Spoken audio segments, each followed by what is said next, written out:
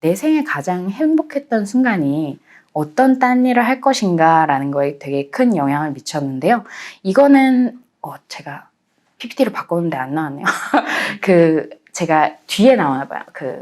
최근에 스타트업 교육을 들으러 다니고 있어요. 거기에서 내가 살면서 가장 행복했던 순간을 떠올려 보라는 질문을 받았어요.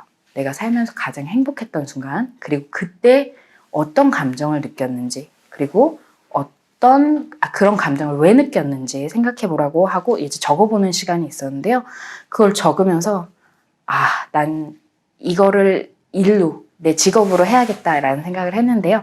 아까 말씀드린 것처럼 일반적으로 이제 의과대학 졸업하고 인턴하고 전공의하고 이런 상황에서 제가 5년이라는 시간을 이제 그 코스 바깥에서 보냈는데요.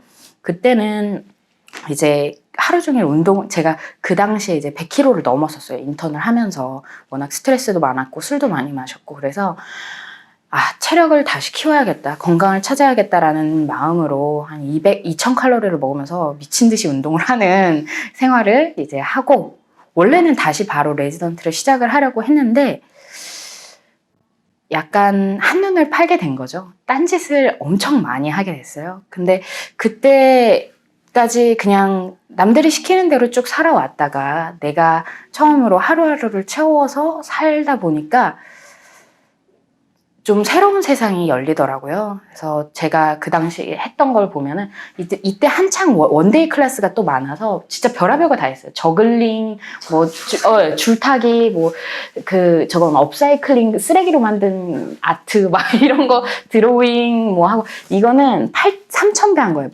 밤새면서 3000배도 해봤고, 클라이밍, 여긴 방청도 했던 거고, 화장도 배워보고, 춤은 벨리 댄스, 현대무용, 재즈 댄스 다 배워보고 막 진짜 온갖 거를 해봤는데, 캘리그래피도 했었고, 결국에는 이 과정을 통해서 제일 중요한 게 제가 정말 좋아할 거라고 생각했던 것들 중에서 아닌 게 다 지워졌어요.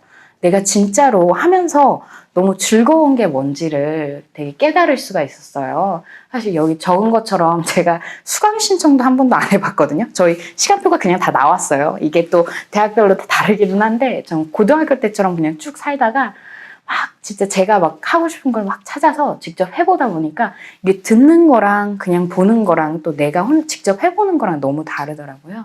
그래서 내가 정말 좋아하는 것을 확실히 알게 됐는데, 그게 아까 말씀드린 말하기 정말 좋아합니다. 그리고 글쓰기였어요.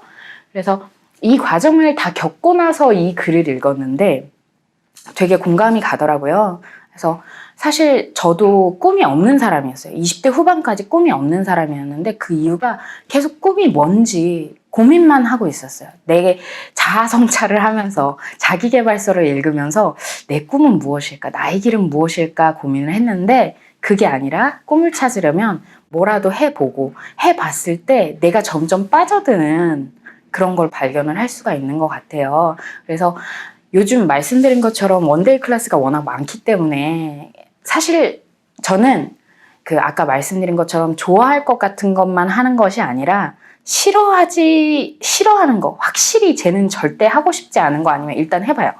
왜냐면 모르니까. 그리고 이게 나이가 들면서 느끼는 부분이, 내가 정말 좋아하던 것들도 조금씩 빛이 바래는 느낌을 조금 받고 있거든요. 그래서 계속 또 재미있는 거, 새로운 걸 좀 찾으려고 노력을 좀 하고 있습니다. 그래서 혹시라도 지금 이제 딴 일 생각하고 특별히 하고 싶은 일이 없다고 하면 그냥 아무거나.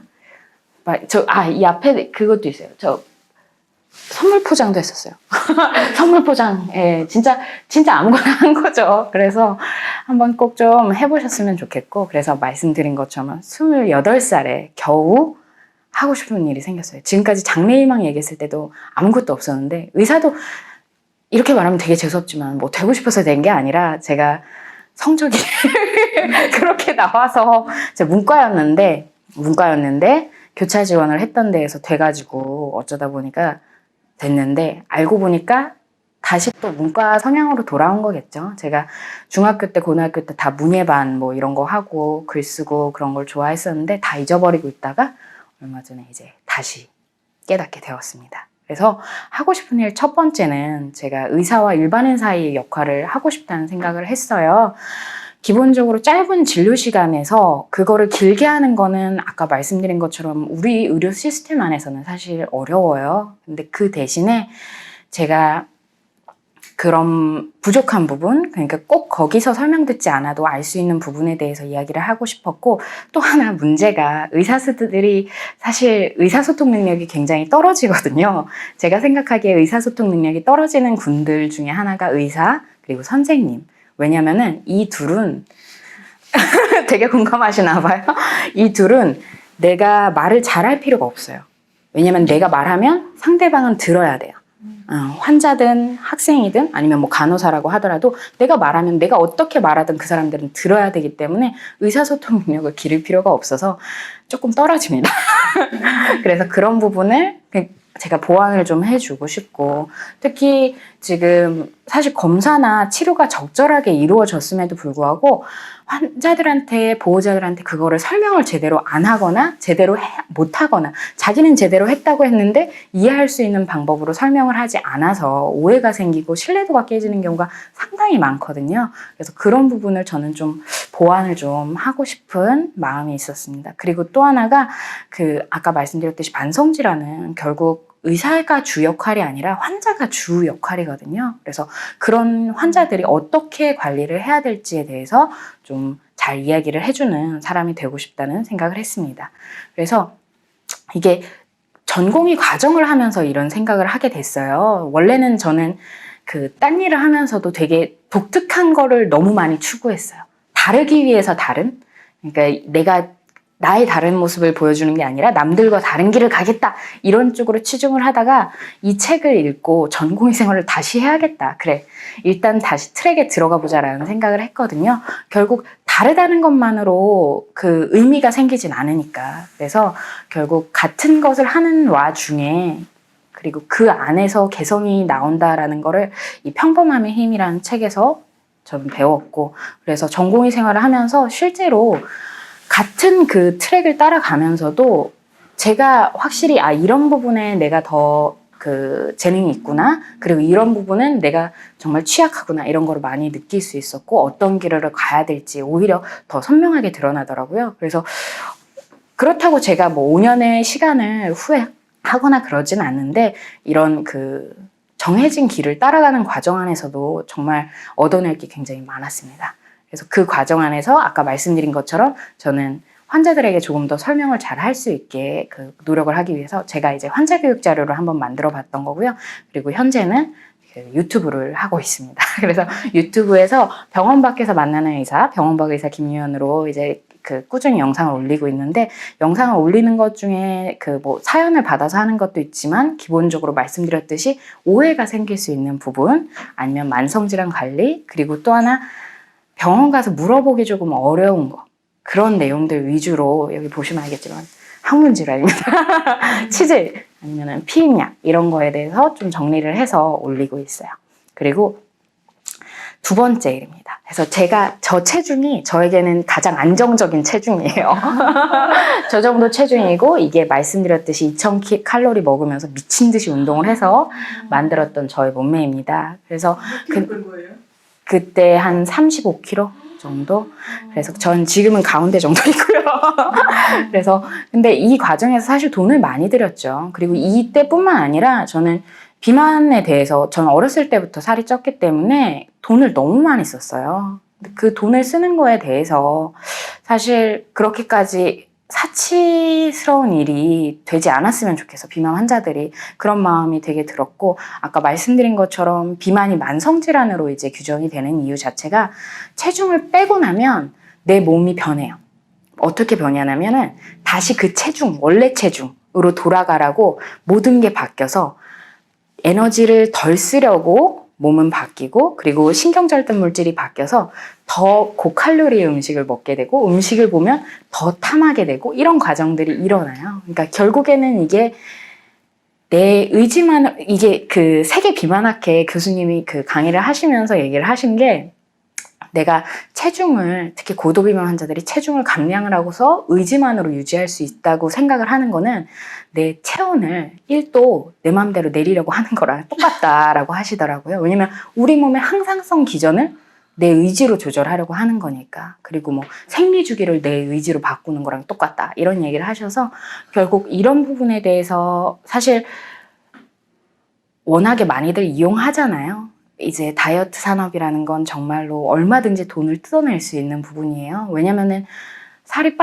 빼는 거는 굶기만 해도 빠져요. 그래서 살을 빼는 거는 쉬운데 유지가 안 되면 네 탓이다, 딱 해버리면은 모든 게 끝나기 때문에, 그래서 그런 부분에서 제가 좀 역할을 하고 싶다라는 생각을 하게 되었습니다. 그래서 아까 말씀드렸듯이 저의 그 과정을 말씀드린 건데, 그 살을 빼고 나면 어느 정도 적응이 되지 않냐라고 하셨잖아요.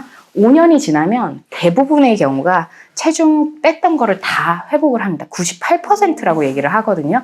그래서 저의 이야기를 해주면, 자, 제가 고등학교 때도 이랬고요. 이거는 인턴 때, 고3 때와 인턴 때가 가장 저의 최대 체중을 찍었고, 그래서 저는 지금까지 제가 다이어트 방법이 잘못됐다고 생각했어요. 왜냐면 이게 사실 연구로 이렇게까지 밝혀진 게 최근의 일이기는 하거든요. 그래서 저는 운동을 해서 지속적으로 기초대사량을 높여가면은 내가 다시는 다이어트를 하지 않아도 되는 상황으로 끝나지 않을까. 왜냐면 근육이 늘어났으니까. 그렇지만 아니었습니다. 네. 말씀드린 것처럼 이때부터 제 몸은 이미 준비를 하고 있었어요.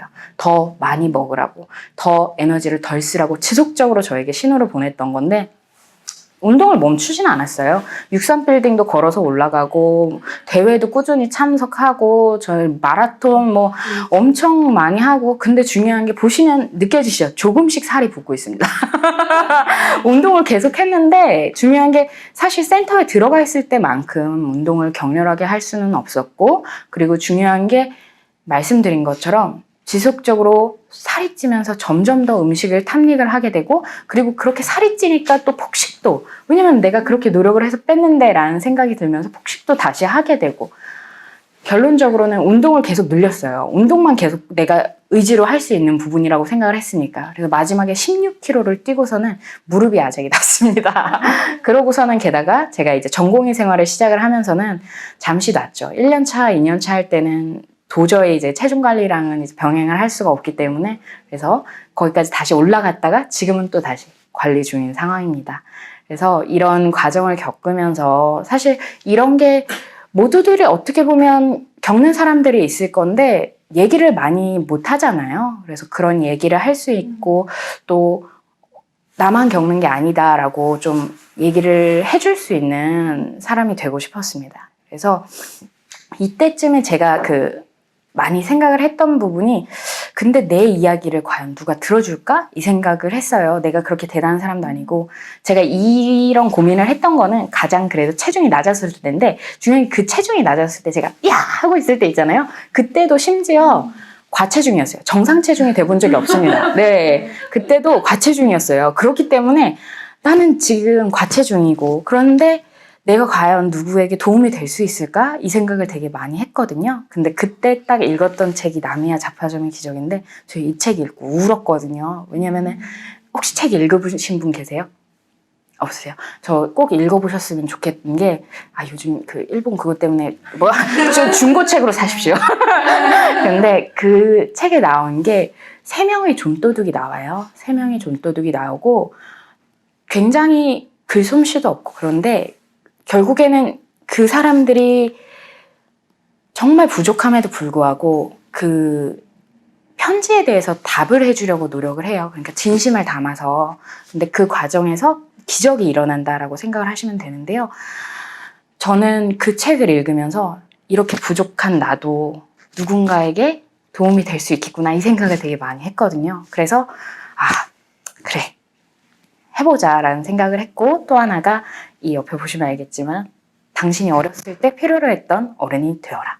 이 문구가 저한테 되게 감동적으로 느껴졌어요. 왜냐면 아까 말씀드린 것처럼 저 어렸을 때부터 뚱뚱했었고, 제가 많이 어렸을 때 어떤 어른이 있었으면 좋았을까, 어떤 어른이 있기를 내가 바랬는가라는 생각을 하면서 여기 나오네요. 원래 앞으로 하려고 그랬는데, 이 질문이 왜 연결이 되냐면, 이 질문을 받았을 때 떠오른 게, 지금까지 제가 살면서 가장 행복했던 순간은 이 두 가지를 합해서 제가 비우기 모임이란 걸 시작을 했을 때예요. 제가 비만 자조 모임을 2013년도에 시작을 해버렸거든요. 제가 날씬하지도 않았고 그때 아무것도 아니었지만 그냥 내가 하고 싶어서 누군가가 도움을 받지 않을까라는 생각을 하면서 2013년부터 시작해서 지금까지도 이제 원래는 규칙적으로 하다가 레지던트 시작하면서는 비정기적으로 하고 있는데요. 결국 이걸 모임을 진행을 하는 게 사실 굉장히 쉽지는 않았어요. 왜냐면 일단 제가 다 제 비용으로 진행을 했고 그거보다도 더 걱정이 됐던 게 누가 올까? 그리고 이게 제가 블로그를 한창 할 때였기 때문에 블로그에 저는 가능한 저의 모습을 그대로 담으려고 해요. 그래서 좋았던 것도 담지만 나쁜 것도 담는데 나쁜 이야기, 그러니까 안 좋았던 부분을 드러내면 좋았던 부분을 드러내면 사람들이 오 이러는 거야 당연하잖아요. 근데 안 좋았던 부분에 대해서 제가 힘들었던 부분에 대해서 글을 쓰면 또 오 이런 거를 올려주셔서 감사합니다. 막 이런 식으로 또 얘기를 하니까 또 이것도 좀 부담이 되는 거예요. 그래서 그 사람들이 와서 실제로 나를 보고 되게 실망하면 어떡하지? 이런 불안감도 있고 막 그러면서도 그리고 또 제가 이제 같이 할 활동들을 준비하고 그런 게 굉장히 스트레스가 컸는데 딱 하고서 모임을 진행을 하고서 딱 집에 가려고 하면은 진짜 내가 이걸 하기 위해서 이 세상에 있구나 이 생각이 들었거든요. 그래서 그 생각이 들었고 결국 앞으로도 내가 이와 관련된 일을 하고 싶다 이 생각을 하면서 지금은 이제 말씀드렸던 스타트업 교육을 열심히 듣고 있습니다. 그래서 지금 이제 말씀드렸듯이 2013년도부터 꾸준히 진행을 하면서 뭐 비전보드 만들기, 나를 찾아줘라고 해서 스스로에 대해서 검토를 하고 비만이나 식단에 대해서 뭐 잘못된 그런 자신의 그런 생각을 돌아보는 거, 그리고 뭐 파티도 했고 그 핑크리본 마라톤도 같이 참석도 하고 피크닉도 가고 이거는 저희가 같이 화장하고 화보 그 셀프 촬영할 수 있는 데 가서 사진 찍었던 거거든요. 그래서 이렇게 다양하게 활동을 하고 있고 앞으로도 꾸준히 하려고 하고 있고 이제 욕심은 제가 이거를 계속 이제 대관을 하고 그러려니까 또 힘들고 막 맨날 제가 캐리어 지고 다니거든요. 이런 거 준비하느라고. 근데 그거를 좀 정기적으로 할 수 있는 공간이 한 5년 내에 마련을 좀 하고 싶다라는 그런 욕심이 있고 그래서 그런 쪽으로 딴 일을 할 예정입니다.